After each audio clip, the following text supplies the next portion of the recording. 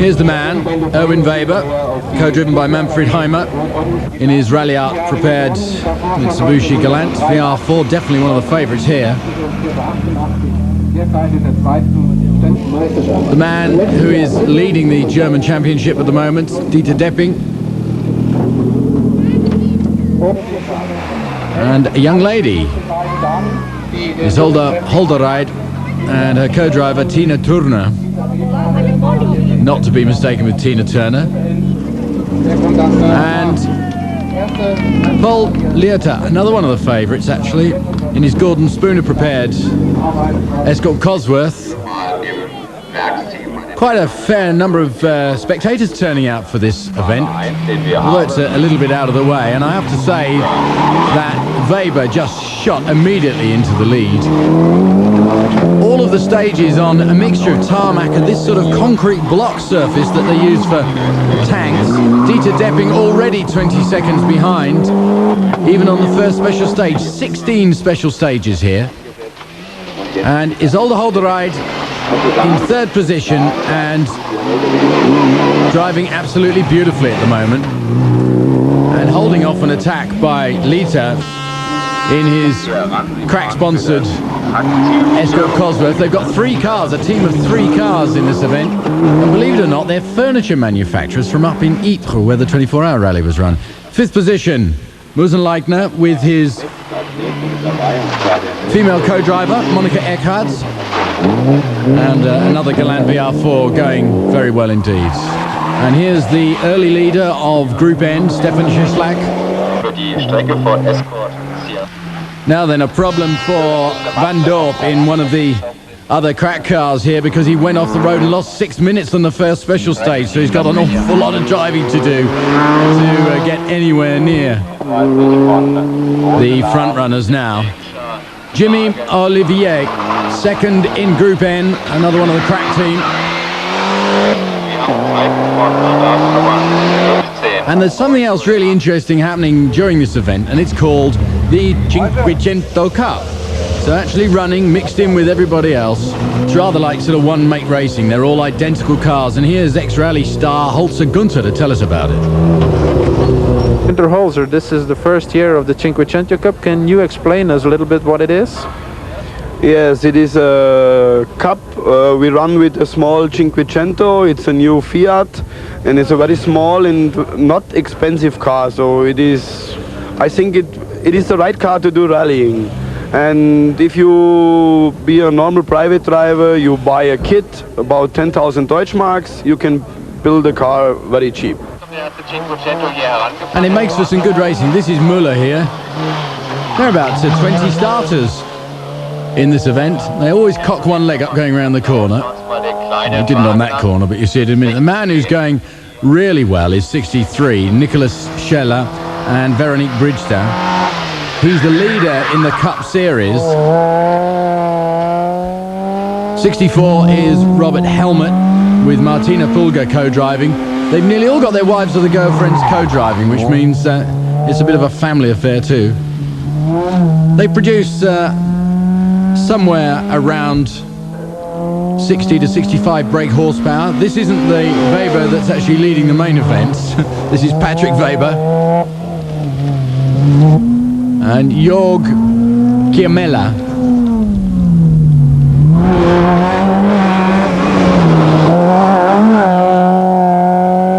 The kit they buy includes all the roll bars and a basic tuning kit as well. About 10,000 Deutschmarks. Michael Mahler making the wheels squeal for our sound recordist.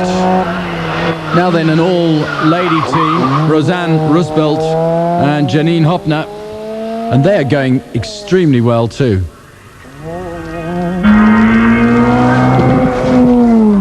Sternberg and Klein. You can see it's a fairly light-hearted affair with your good luck charm firmly velcroed to the back of the vehicle.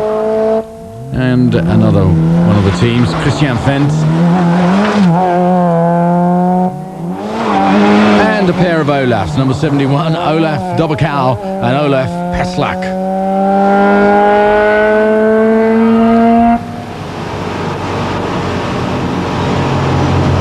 Here's Weber in for his service. He's been increasing his lead throughout the day, despite one or two transmission problems, where he had to finish one stage in two-wheel drive, but it didn't seem to affect him too much. Are your problems from the Deutschland Rally solved? Yes, we have tested after Deutschland immediately to find out where was the problem, and we have found the solution. So the car is perfect again now? Yes, I think we can be very happy with Galant in this condition. Well, that gives you an overview of what it all looks like. And Weber setting off with now a massive lead over Dieter Depping. Tyres, a very important choice here. You can see the surface sometimes is very, very roughed up. And it's almost like driving on gravel sometimes, this concrete. And it changes from tarmac to blocks to concrete. So it really is a skill of anticipation. And they've had a lot of trouble wrecking as well, because they were only allowed 1 day's reconnoitering. And of course for the Germans, like Depping for example, he knows this whole area like the back of his hand anyway, and it's an open public area, so there's quite a lot of contention about whether or not people have been sneaking in there and wrecking anyway. And it means that people like Paul Lietaer, for example, did some very slow times first out. Anyway, Holderied is holding him off at the moment, Isolde, and looks as if she's going to be able to hold him off, because Lietaer is making no real impression with her at all. Good aggressive driving from the all-girl team. Now then, Paul Lietaer.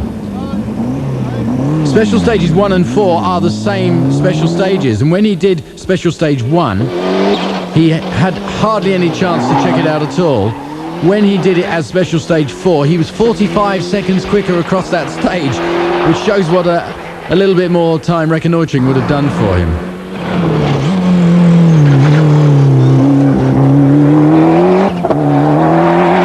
So there he goes with Herman de Majo, and we're back in service and we get a chance to actually talk to Paul.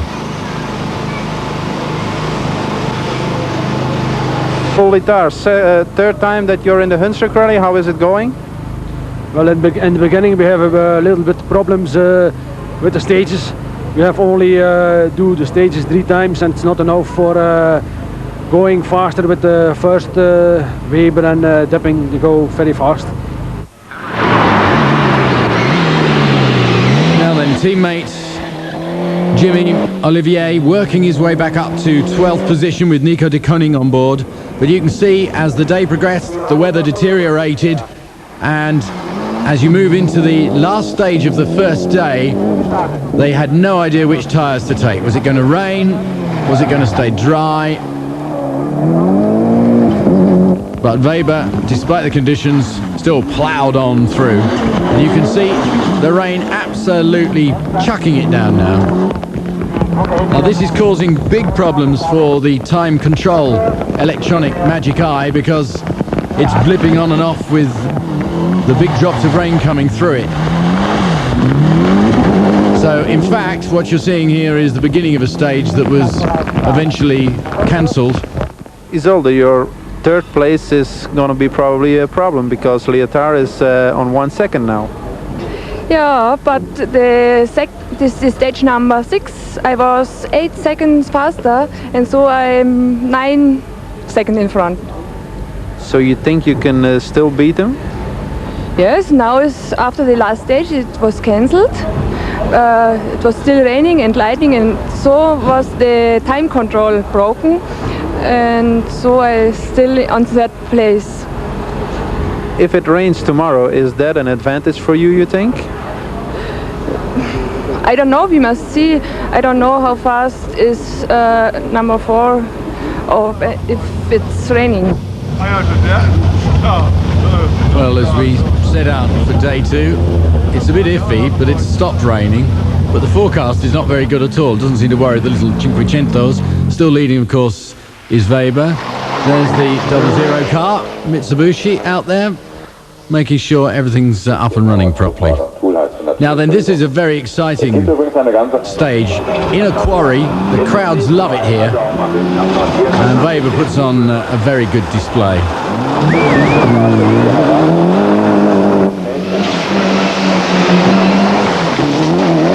Increasing his lead all the time, ahead of Dieter Depping.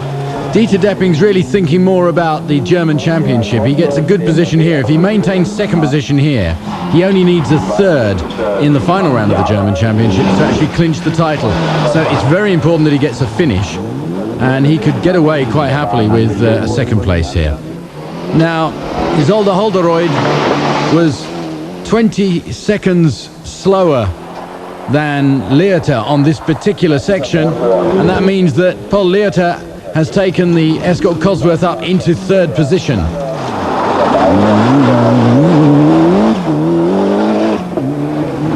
Isolde, you lost your third place. What happened? Today is wet and very slippery off the stages, and I had with this little bit problems. Did you make a wrong tire choice? No, I think my choice of tires was every stage is okay. You think you can still compete with Paul Lietaer for the rest of the race? I don't know. I hope that I can catch him again, but I don't know this yet. So you'll be happy with a fourth place also? Yes, I think it's a good result for me. Well, Paul Lietaer has been trying to get that third place throughout the event, and on this second day we find out how he feels about it. Is it going better now, the second day, now that you're a little bit used on the stages here? Yeah, it's going very well for the moment. We have the last two stages, we make the same time of Dieter Depping, and now we're feeling ons well on the road. Leading Group N, the Escort Cosworth of Joseph Berghard and Detlef Schallap.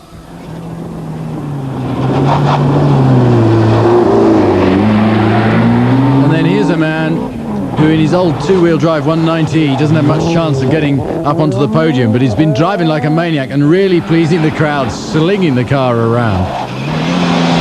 Jimmy Ollevier is gently and quietly ploughing his way back up through the field.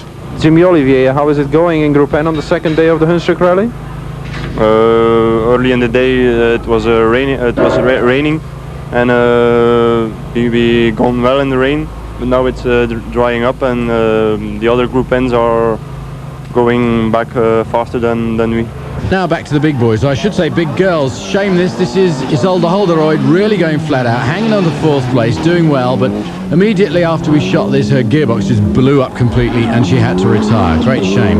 Paul Lietaer trying to catch Depping, but Depping's doing just enough to keep him at bay, so still in third place. And here's the winner, Erwin Weber.